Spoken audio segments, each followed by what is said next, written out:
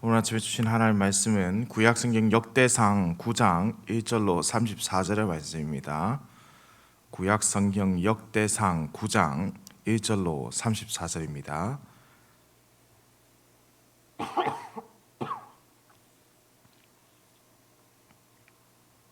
함께 한 목소리를 합독해서 읽겠습니다.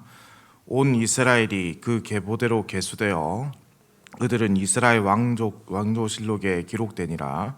유다가 범죄함으로 말미암아 바벨론으로 사로잡혀 갔더니 그들의 땅 안에 있는 성읍에 처음으로 거주한 이스라엘 사람들은 제사장들과 레위 사람들과 느디님 사람들이라. 유다 자손과 베냐민 자손과 에브라임과 므낫세 자손 중에서 예루살렘에 거주한 자는 유다의 아들 베레스 자손 중에 우대이니 그는 암미웃의 아들이요 오므리의 손자요 이므리의 증손이요 바니의 현손이며 실로 사람 중에서는 맏아들 아사야와 그의 아들들이요 세라 자손 중에서는 여우엘과 그 형제 690명이요 베냐민 자손 중에서는 하스누아의 증손 호다위아의 손자 무슬람의 아들 살루요 여로함의 아들 이브느야의 미그니의 손자 우시의 아들 엘라요 이브니야의 증손 르우엘의 손자 스바다의 아들 무슬람이요 또 그의 형제들이라. 그들의 계보대로 계수하면 956명이니이다. 다 종족의 가문의 우두머리들이더라.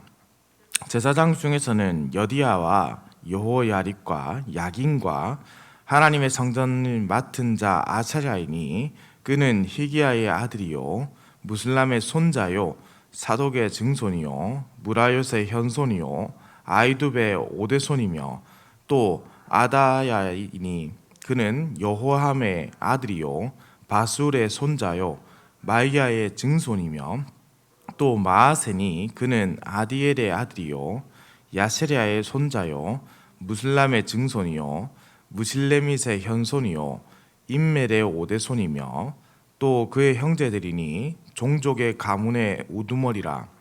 하나님의 성전에 임무를 수행할 힘있는 자는 모두 1760명이더라.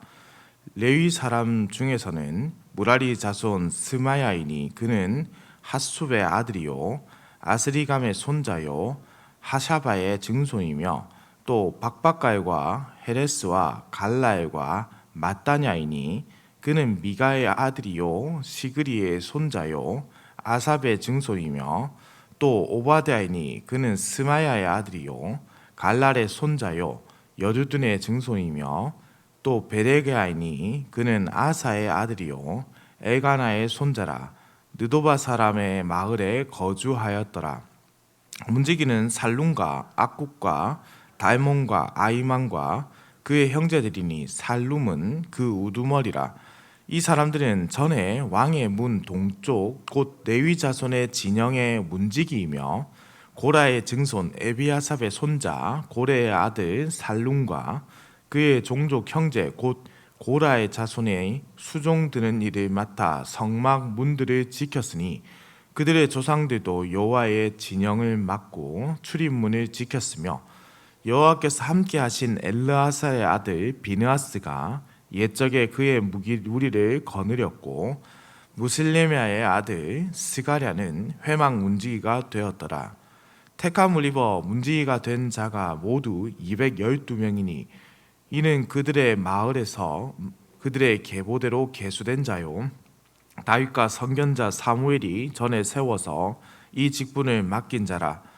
그들과 그들의 자손이 그 순찰을 쫓아 여호와의 성전 곧 성막문을 지켰는데 이 문지기가 동서남북 사방에 섰고 이들의 마을에 있는 형제들은 이레마다 와서 그들과 함께 있으니 이는 문지기의 우두머리 된 레위 사람 넷이 중요한 직분을 맡아 하나님의 성전 모든 방과 곳간을 지켰습니다.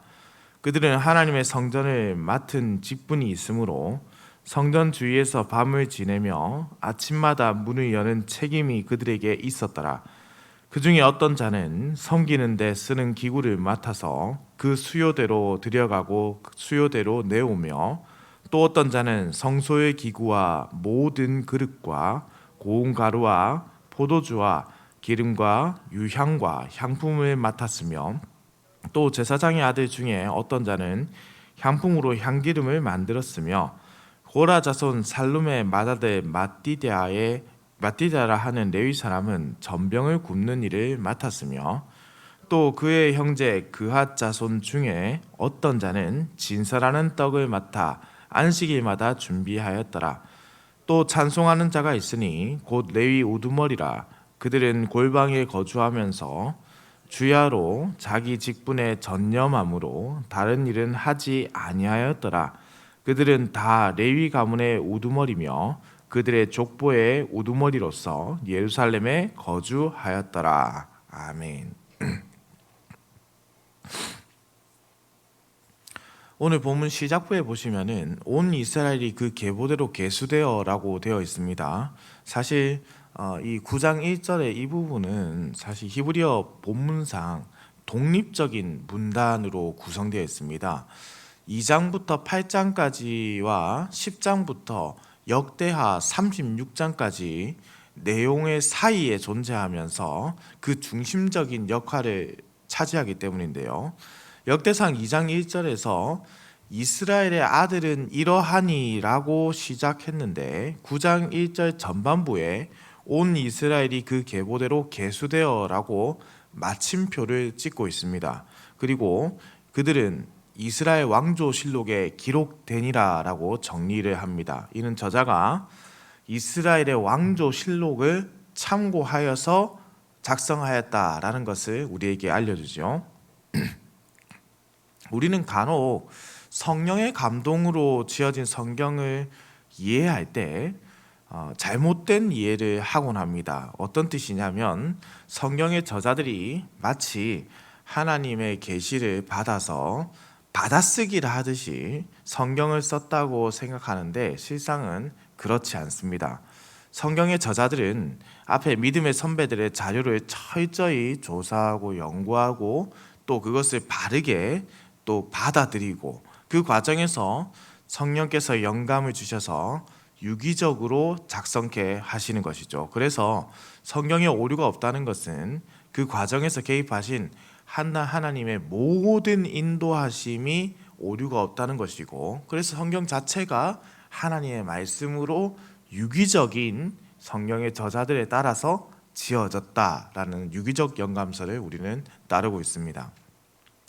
뒤에 보시면 유다가 범죄함으로 말미암아 바벨론으로 사로잡혀 갔더니라고 되어 있지요. 안타깝게도 이스라엘은 번성하면서 거룩한 하나님의 백성으로 살아가면서 번성하기보다는 하나님 앞에서 더 많은 죄를 지으며 살아가게 됩니다.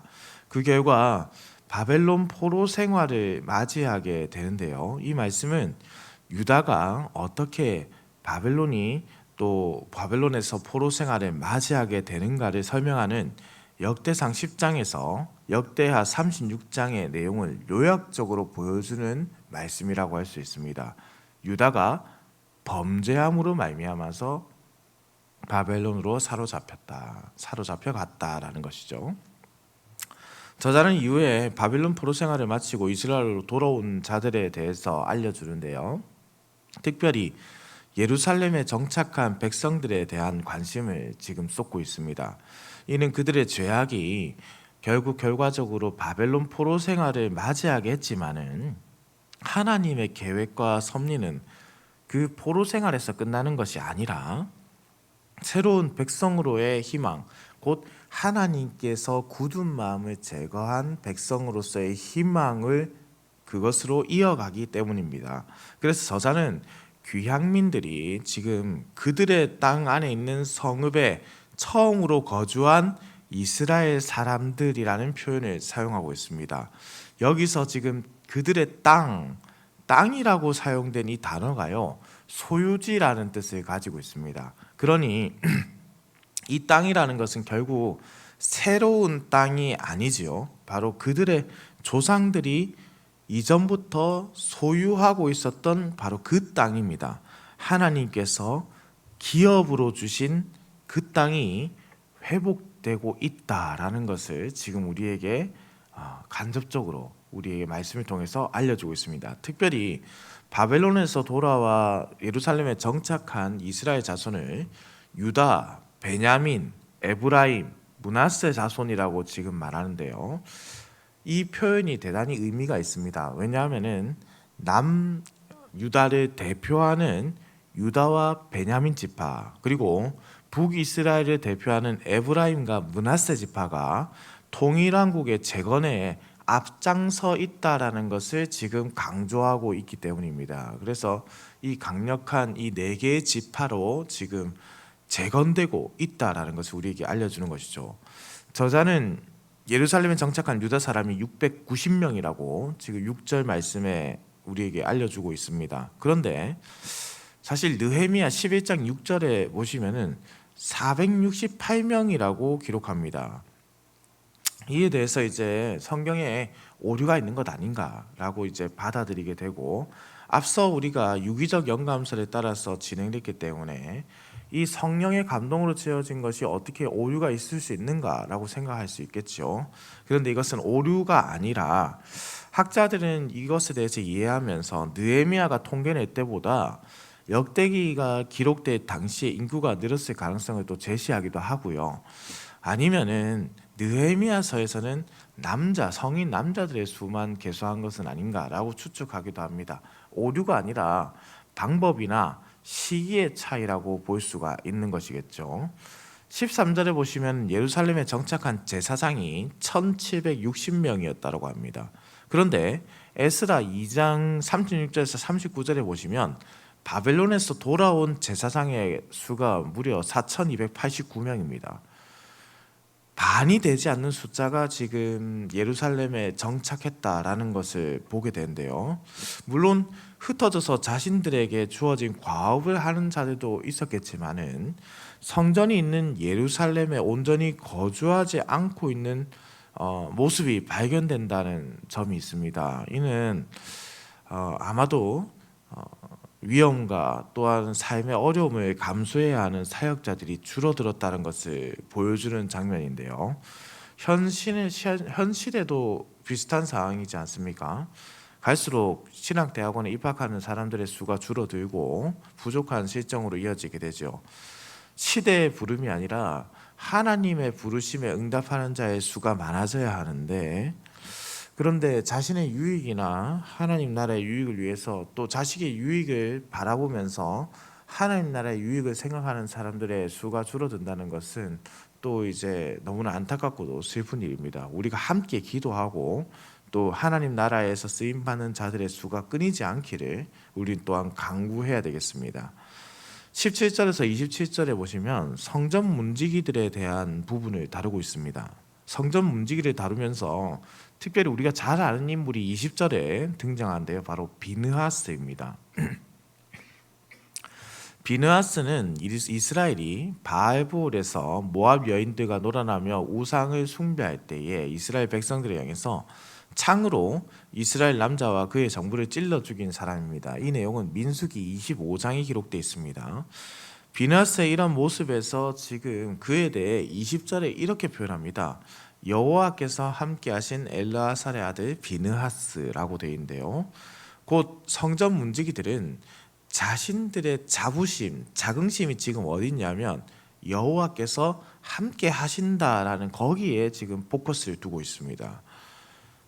성전에서 예배를 잘 드리고 제일을 잘 드리기 위해서 가장 필요한 것은 바로 이 거룩함을 지키는 것입니다. 부정한 것이 성전에 들어가는 일을 막아야 하는 것이고 죄가 들어오는 것을 막아야 합니다. 바로 성전 문지기들은 이러한 일, 곧 올바른 예배를 드리기 위해서 사용된 하나님의 백성이라는 것이죠. 다윗과 사무엘은 이들을 매우 신실하게 여기면서 그래서 직분에 임명을 하게 됩니다. 문지기들은 쌍을 이루어서 7일 주기로 교대에 가면서 성전에 있는 네 문을 지키게 되는데요. 이들은 밤을 지새우면서 하루 24시간 내내 지켰습니다. 이들이 이렇게 섬길 수 있는 것은 역시 그들의 자부심 때문입니다. 여호와께서 함께 하시는 자들이기 때문에. 봉사와 섬김은 사실 모든 부분에서 열심히 다해야 되고 뜨거움이 필요하지 않습니까? 아니면은 금방 식어져서 아무런 의미가 없기 때문이겠죠.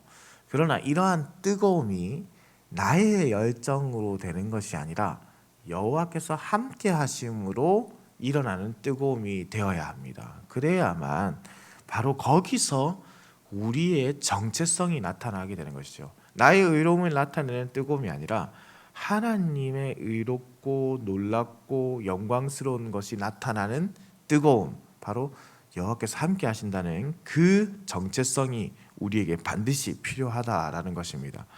레위 사람들은 성전이 부정하게 되지 않도록 보호하는 일을 했을 뿐만 아니라 성전에서 진행되는 모든 일에 관여하고 그것을 진행하였다라고 볼 수 있습니다. 특별히 그 업무는 본래 7가지로 이제 나타나는데요. 일반적인 성전의 기구를 관리하는 것, 특별한 성전 기구를 관리하는 것, 제사에 필요한 곡물 등 필요한 물품을 관리하는 것, 향품과 향유를 제조하는 것, 예배에 필요한 전병을 제조하는 것, 진설병을 제조하는 것, 찬양대와 봉사를 하는 것이라고 구분됩니다. 이때 이들은 한 가지 일만 하게 되는데요. 이는 이 모든 것이 기본적으로 전문성을 가져야 하기 때문에 그렇습니다.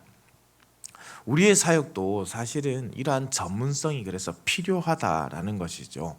우리가 전력을 다해서 주를 위해서 섬긴다고 하지만 너무 분산되게 하는 경우가 많이 있습니다. 물론 교회의 규모에 따라서 우리가 섬기는 일도 다양하게 많아질 수 있지만은 하나님께서 우리에게 어떠한 일을 원하실까라고 보았을 때 좀 더 전문성을 가져야 한다는 것이죠. 그리고 한 가지 더 기억해야 할 것은 우리는 사실은 이 말씀을 받으면서 교회 안에서만 전문성을 길러야 한다라고 받아들여서는 곤란합니다. 하나님께서 부르신 어느 곳에서든 우리를 부르셨다면 거기서 최선을 다해서 살아가고 그 최선을 다해서 살아갈 때 기본적으로 우리는 그곳에서 전문성을 길러내면서 맡은 바의 과업을 충실하게 충성되게 마칠 수 있는 그러한 모습도 갖춰야 한다는 것이죠. 사랑하는 흥덕향상교회 성도님들, 주께서는 우리가 고통받는 것을 즐겨 하시는 분은 아니십니다. 그러면도 때로는 우리의 죄악으로 말미암아서 이스라엘이 그러했던 것처럼 포로 생활을 하는 것과 같은 아픔을 겪곤 합니다. 그러나 주님께서는 한결같이 우리가 돌아올 곳을 지키고 계시고 그곳에서 우리를 부르고 그곳에서 회복시키시기를 원하고 계신다는 점을 이 말씀을 통해서 발견하게 되시기를 소망합니다. 또한 우리는 언제나 주님 앞에 온전하고 거룩하고 선한 것을 가지고 와야 됩니다. 결국 우리의 부정함으로 인해서 예배를 혼탁하게 해서는 안 된다는 말씀입니다. 말씀에 대한 사모함을 잃어버리거나 악한 마음을 가지고 찾아오는 그런 모습들을 우리에게서 모두 제하여 버리고 온전히 주님의 마음을 깨달아서 주님의 뜻에 합당한 예배를 드려야 한다는 것이죠. 우리는 그래서 주일 예배를 온전하고도 합당하게 드리기 위해서 주일 성수라고 할 때 주일 예배만을 말하는 것이 아니라 치열하고도 자부심과 자긍심을 가지는 한 주를 살아내야 하는 것입니다. 하나님께서 함께 하시는 한 주를 살아내고 우리 모든 성도가 하나님께서 함께 하시는 모든 성도가 함께 모여 여호와 하나님 앞에서 우리의 모든 뜨거움과 열정들을 폭발시키는 것, 그것이 바로 예배입니다. 그러니 우리가 보다 하나님께서 주신 이 아름다운 몸과 인생을 부정함 없이 죄 없이 더욱더 순수하고도 멋지게 바로 24시간을 지켜왔던 성전 문지기들의 모습처럼 우리의 삶을 지켜내야 한다는 것이죠. 사랑하는 성도님들, 하나님께서 우리에게 원하시는 것은 하나님 말씀대로 살고 기뻐하며 살고 감사하며 살고 죄를 멀리하는 것입니다. 이것이 우리에게 어렵게 느껴지는 것은 결국 죄된 본성 때문이겠죠. 우리가 하나님 말씀을 멀리하는 것도 바로 나 스스로 할 수 있다는 바로 그 죄된 본성 때문입니다. 더욱더 겸손하게 더욱더 하나님의 뜻을 구하면서 여호와 하나님이 함께 하시는, 그래서 너무나도 거룩하고 충성된 각자의 맡은 자리에서 열심을 다해서 살아가는 우리 흥덕 향상교회 성도님 되시기를 우리 주님의 이름으로 축원합니다. 기도드립니다. 사랑과 은혜가 풍성하시며 인간의 생사 화복을 주관하시는 살아계신 우리 하나님 아버지, 지난 간밤에도 급하고 어려운 소식 없이 우리를 지켜주셨다가 이렇게 아침을 깨워 주의 전으로 불러주시니 감사와 찬송을 올려드립니다. 죄로 죽었던 우리를 예수 그리스도의 보혈로 다시 살게 하시고 주님의 뜻을 행할 백성으로 불러주심에 감사드립니다. 이제 이 부르심에 따라 죄를 멀리하고 오직 하나님의 말씀을 가까이 하는 자로 살아가게 하여 주시옵소서. 하나님 아버지, 우리가 돌아갈 곳은 하나님의 품밖에 없음을 고백합니다. 하나님을 찾는 자, 하나님을 부르는 자, 하나님의 마음을 깨닫는 자가 되게 하시고 오직 선을 행하고 주를 예배하기에 부족함이 없도록 성령께서 우리의 삶을 인도하여 주시옵소서. 오늘 하루도 운전하는 모든 성도들의 운전대를 붙잡으시고 들어가거나 나가거나 복을 받게 하시며 우리의 모든 발걸음에서 주의 나라가 확장되고 하나님께서 홀로 영광 받으시는 은혜를 누리게 하여 주시옵소서. 감사드립니다. 살아계신 우리 주 예수 그리스도의 이름으로 기도드립니다. 아멘.